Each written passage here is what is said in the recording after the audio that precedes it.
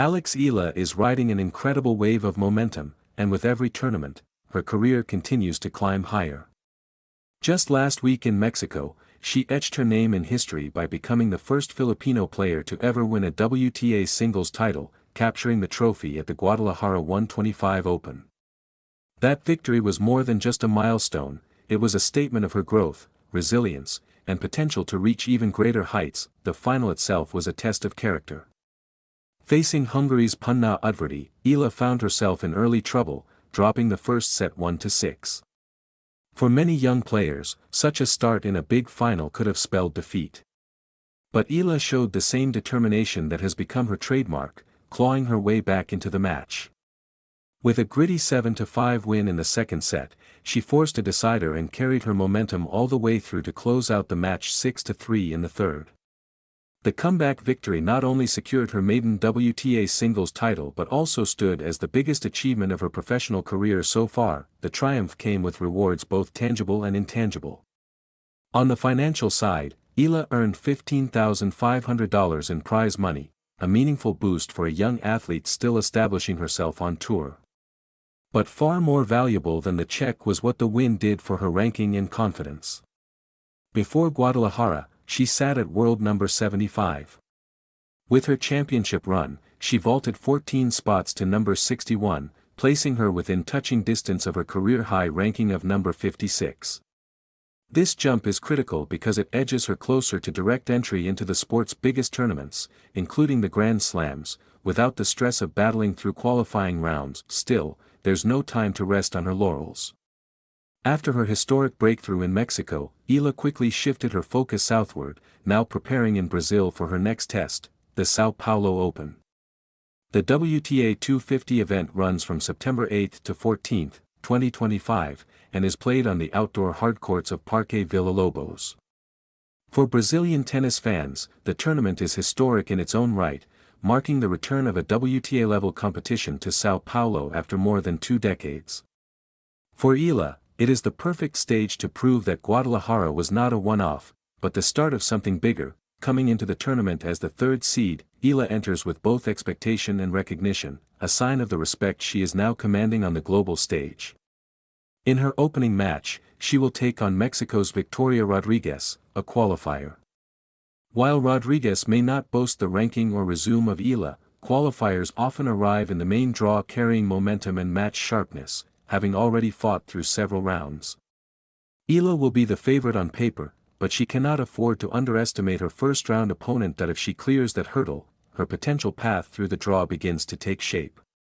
In the round of 16, she could face either Julia Rira of Argentina or Russian veteran Vitalia Diachenko.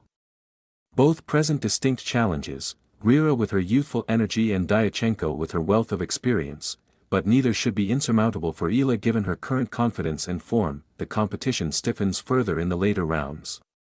A quarter-final matchup could pit her against France's Alina Janjan, the number 7 seed, who has been steadily rising on tour. Beyond that, a possible semi-final showdown with Argentina's Solana Sierra, the second seed, looms as one of the tougher battles she could face. And should she reach the final, the most tantalizing prospect awaits, a clash with Brazil's top star, Beatriz Haddad Maia, the world number 22 and tournament's top seed. Facing Haddad Maia on Brazilian soil would be one of the sternest tests of Eala's young career, but also one of the greatest opportunities to showcase her ability on the big stage. Of course, Eala won't be the only story in São Paulo. The draw is filled with talented names, making the competition unpredictable. Alongside Haddad Maia, Sierra, and Janjan, the field includes 4th seed Angelika Tonjanovic, the promising Renata Zarazua, Britain's Francesca Jones, and Punna Udvardy, the same opponent Eala outlasted in Guadalajara. Udvardy, in particular, will be eager for redemption and could present an emotionally charged rematch if their paths cross again. For Eala, though, this tournament is about more than simply advancing through rounds. It is an opportunity to show consistency at a higher level of competition. Winning a WTA 125 title was a historic moment, but following it up with a deep run at a WTA 250 event would underscore her growing stature on the tour.